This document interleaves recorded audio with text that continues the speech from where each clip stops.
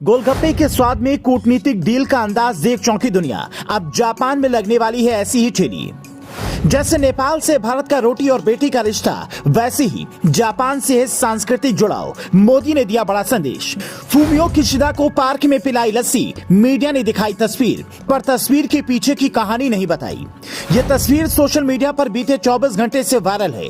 कई लोगों के दिमाग में ये सवाल है कि भारत में इतनी अच्छी अच्छी चीजें खाने के लिए हैं, तो फिर जापान के प्रधानमंत्री फूमियो किशिदा को गोलगप्पे ही क्यों खिलाए गए और लस्सी ही क्यों पिलाई गई? तो भैया, मोदी नीति में कोई बात यूं ही नहीं होती। आप ये जानकर चौंक जाएंगे कि मोदी ने 100 रुपए का गोलगप्पा खिलाकर जापान के प्रधानमंत्री से 300 अरब की डील कर डाली। जिसके बारे में हम बताएं, उससे पहले इस तस्वीर के पीछे का मैसेज समझिए।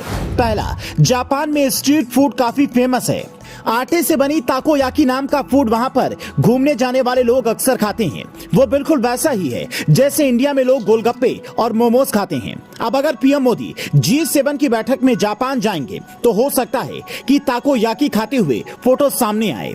दूसरा, पीएम मोदी अक्सर अपनी संस्कृति, रहन सहन और खान पान को बढ़ावा देने की कोशिश करते हैं। ये भी एक ऐसी ही कोशिश है जिससे इंडिया में स्ट्रीट फूड के कल्चर को और बढ़ावा मिले। लॉकडाउन के बाद स्ट्रीट फूड का चलन काफी कम हुआ था, जिससे एक बार फिर से बढ़ावा देने की कोशिश है। तीसरा, मोदी जिनपिंग को झूला झुलाते हैं, पुतिन से दोस्ती निभाते हैं और अब फूमियो किशिदा को गोलगप्पा खिलाकर ये बताना चाहते हैं कि जापान के प्रधानमंत्री के साथ भी हमारी केमिस्ट्री अच्छी है। ये न सिर्फ मोदी बता रहे हैं, बल्कि खुद जापान के पीएम भी कहते हैं मोदी हमारे हैं। चौथा, जापान के साथ भारत का संबंध सिर्फ कूटनीतिक तौर पर ही बेहतर नहीं है, बल्कि धार्मिक और सांस्कृतिक तौर पर भी भारत उनके लिए अहम है। वहाँ की करीब 35% आबादी बौद्ध है, जो अपने जीवन में एक न एक बार भारत आना चाहते हैं। जापान से भारत की बुलेट ट्रेन की डील चल रही है, इसीलिए दोनों देशों के नेता अब अपने संबंधों को अलग लेवल पर ले जाना चाहते हैं। पांचवा, दोनों नेताओं के बीच फूड एंड हेल्थ सिक्योरिटी यानी कि खाद्य और स्वास्थ्य सुरक्षा के मुद्दे पर कई बैठकों में चर्चा होनी है। ऐसे में मोदी ने चाय पर चर्चा की बजाय गोलगप्पे पर चर्चा को चुना। इसके अलावा एनर्जी ट्रांजिशन को लेकर इकोनॉमिक सिक्योरिटी तक के मुद्दे पर भारत जापान के बीच में बातचीत होनी है।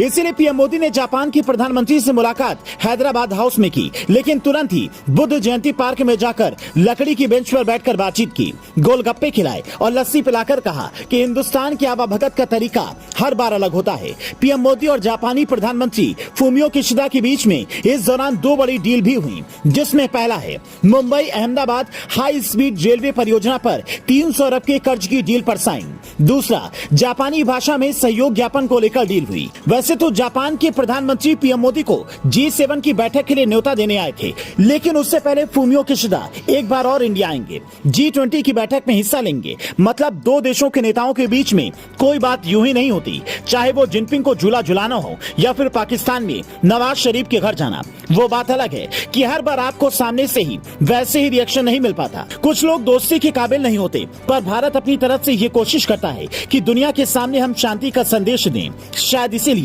मोदी को शांति का नोबेल पुरस्कार देने की तैयारी भी चल रही है। 2 बड़े देशों के नेताओं की इस तस्वीर पर आप क्या कहेंगे? कमेंट करके हमें बता सकते हैं। Bureau report, news flash.